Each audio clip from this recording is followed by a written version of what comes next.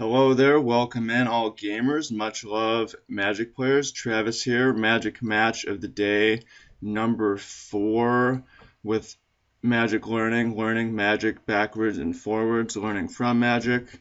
Starting off my day with some intellectual challenge. I've got to really, let's make some mana off Chancellor of the Tangle. Got a big day ahead, and I always think that it's good to do some mental warm-up to tackle the big obstacles. So that's the idea of this, like the daily crossword, daily Sudoku in the morning type thing. Win or lose, we come back tomorrow. If we win, Inquisition, that could be tough. If we win, we come back tomorrow with a new deck. If we lose, we update the deck as necessary and come back until we get a win. Those are the rules so far. We'll probably do 4 or 5 matches a week, and then useful, helpful how-to videos on the other matches. So really about discipline and consistency is what this series is about to start off. And I want to shout out and Elvish Archer, interesting. I want to shout out and thank. Nice, we got multiple green manas. I'm going to lead with 2 elves. I want to shout out and thank everyone who's found our channel in the early stages, everyone who's supporting what we're doing here. Those of you already in the Learning from Deck Crafting program, those of you who have been sharing and liking. I've been having tons of fun, and you have a lot to do with it. Previously, I had been having a lot of problems with trolls, people who want to see me fail, and are willing to put in work against me, but those people have pretty much abandoned me. But guess who's stuck around? You have, and that's awesome. It's really liberating to make more of the kind of content I want to make for the type of people that I want to make it for. So having a lot of fun so far.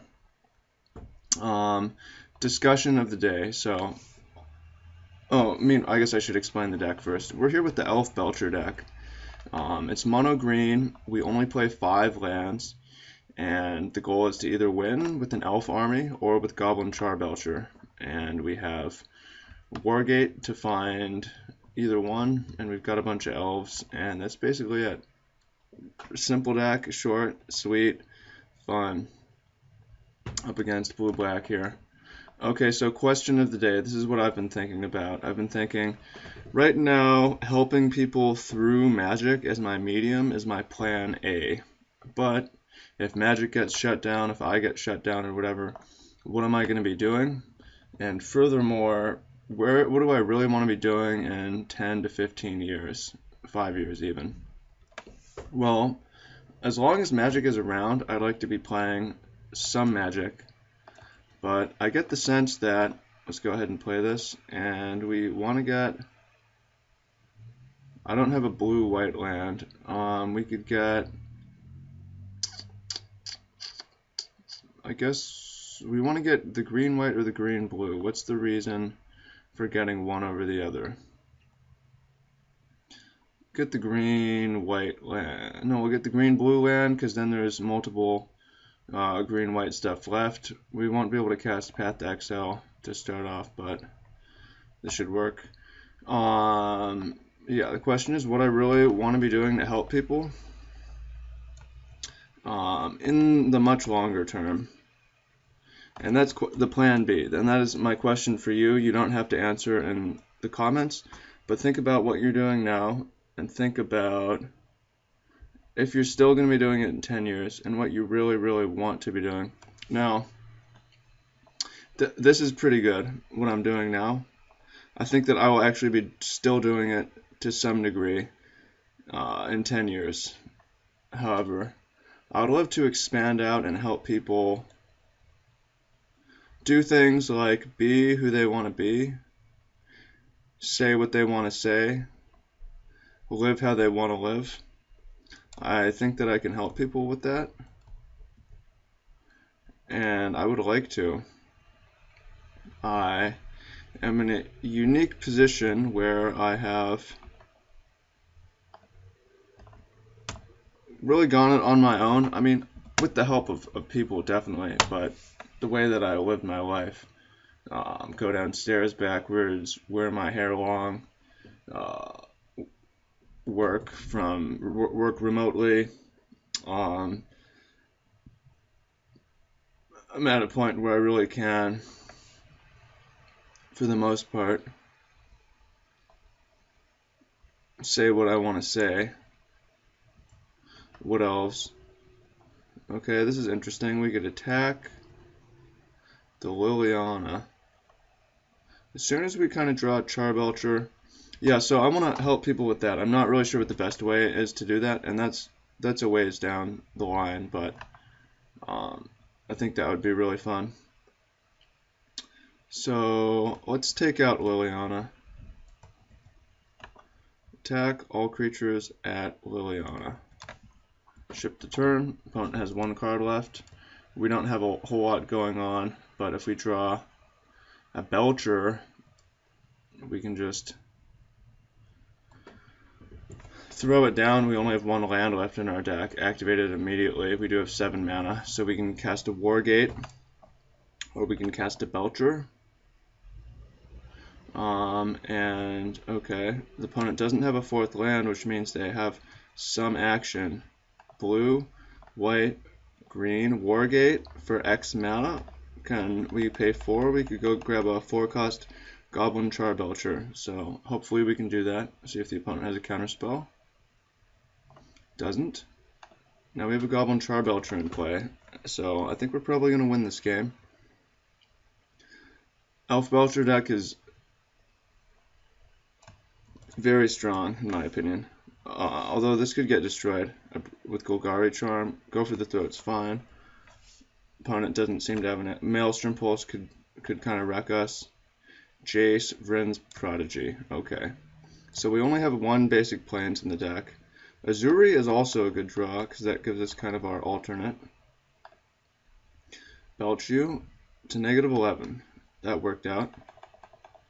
And then the annoying thing is, unless the opponent concedes, we have to click all these cards. But generally the opponent looks at them and then scoops.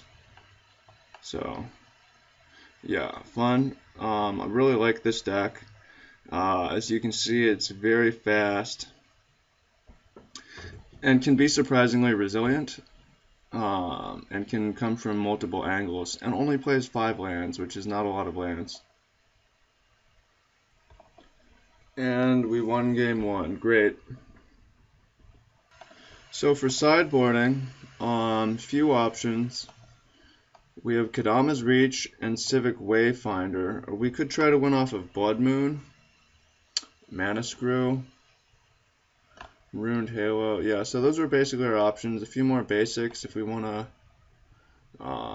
We would need the island with the Blood Moons if we're going to do that. Blood Moon turns all non-basics into mountains. Very super obnoxious card. I'm okay with cutting the Path to Exiles. Maybe. They could kill destroy Tasigur, exile Tasigur, the opponent's blockers. Otherwise, I think that I'm going to cut 1 for Kadama's Reach. Just more gas. Well, we only have 2 basics to begin with. We would only really want that if we brought in another basic. So, maybe we could go with Defense Grid to fight counterspells.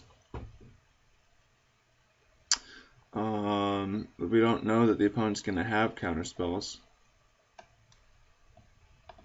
I'm going to not really make too many changes. Blood Moon is...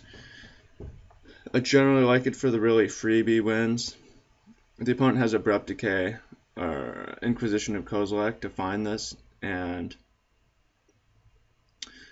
to make us discard it, and it's no guarantee, so I'm just gonna basically not make changes. This is an interesting hand. So on one hand we could mulligan, on the other hand we could keep and Simeon into Aethervial. The problem with that is that if it gets Abrupt Decayed, we're just going to lose. But if it doesn't get Abrupt Decayed, I really like our chances. So I'm actually going to gamble hard on this and keep it. This could be like the match losing or the game losing keep.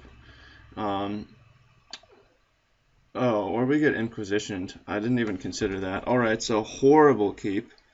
Yeah, this is just the best way to describe it.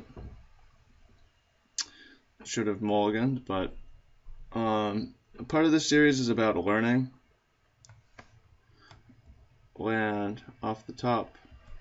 That's not the best draw. So the series is about learning, and it's important to note that generally we learn more when we lose than when we win. We learn more through mistakes than through victories. We learn more through setbacks than through everything going as planned. So there was an important lesson to be learned from that keep of considering what the worst that could happen. Thoughtseize is fine. Whereas there wouldn't really be a lesson at all if we had mulliganed into a good hand. However, it's always nice, if possible, to learn from other people's mistakes and not your own. So that's the great thing about watching me, is, you know, there's a moment of cringing, I suppose, for some of you. I mean, really part about Magic learning is trying to screen out the spikes. This series is not at all about me making every play correct. It's really about learning the most from the least. So this is a good way to do it, and you can learn just from watching me. Don't have to go through it yourself. Although it's good to go through it yourself. Experience is a great teacher, but if you can learn through osmosis, that works too. By the way, I think I'm going to concede and just do nothing. The opponent has Jace up. I'm just going to scoop, and we'll go to the next game. So I asked what the worst was that could happen, and that happened. However, I'm kind of interested in Blood Moon now. Path to Exile, going to bring in an island, cut a Wargate, cut the Civic Wayfinder, and go with 3 Blood Moons. Yeah, it seems like that could really own the opponent. This hand is great. Well, good enough. Compared to the last game, it's fantastic. Okay. Lead with this land. So we drew the island, which is a new addition. So we have 6 lands in the deck now. And more discard. Thoughtseize can take our Belcher, but note about the opponent's mana. If we can pull our Blood Moon, it could potentially win this game easily. Alright, the opponent took the Belcher, which is to be expected. 3. So we could go with Sylvan Ranger or with Elvish Visionary. I'm going to go with play this, pay 2 life, and Sylvan Ranger for a forest. The reason is, if we do this route, we draw Blood Moon next turn. We can throw it down, hose the opponent's mana, and have green and blue mana to work with. So this is a play that gives us awesome top decks, although it costs 2 extra life. Although this seems like the matchup where life is not integral to the game plan. Okay, see what lands the opponent has. Verdant Catacombs. Wonder if they will get a basic. There's a Chancellor. Not really what we want to draw that bad. But we have the mana to maybe eventually cast that thing. Well, the opponent is going to need put out a blocker at some point to stabilize or whatever. Oh, and the opponent did get a swamp. Goes for a disfigure, really interesting. So they have defense against Blood Moon, but they had to use disfigure on a 1/1, so they traded a card. They traded a card for not a card, a 2-for-1. It's called card advantage. So let's see what the opponent has for the third land. All right, Blood Moon's not going to be very good. Hope to not draw it. Appear to be up against Tastiger as well. Safe Right Quest, okay. So we can get the last lands from our deck, and then it's just going to be a matter of hopefully being able to Wargate for Belcher. Use this ability, pull the planes, and we should Safe Right Quest for the breeding pool, and then that's our last land. So 3, 4, 5. We're 2 turns away from Wargate. Opponent doesn't know that. Serum Vision, so they can't use Tastiger this turn. For 4 mana, Tastiger can return one of their cards. Take a hit for 4. Opponent going aggro. See if they have another. They do have another land. Comes into play tapped though, and Tarmogoyf. So we don't have a whole lot of time. We have very little time.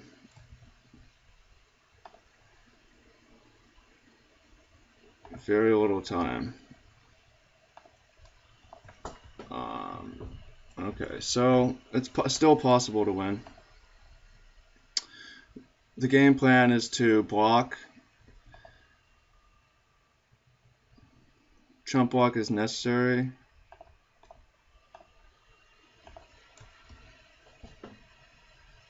Choose blockers. Am I not allowed to do this for some reason? Okay, here we go. And hope the opponent doesn't have a counterspell, basically. 1, 2, 3. If the opponent doesn't have a counterspell or a destroy artifact effect, then we will win. If they do, then we will lose. So they have a negate. Okay, so we didn't win today, but I hope you found this useful and can draw some inspiration from working through difficult situations, bouncing back with determination to come back tomorrow and do a better job, get the job done. Alright, there's a Blood Moon. GG. GG's.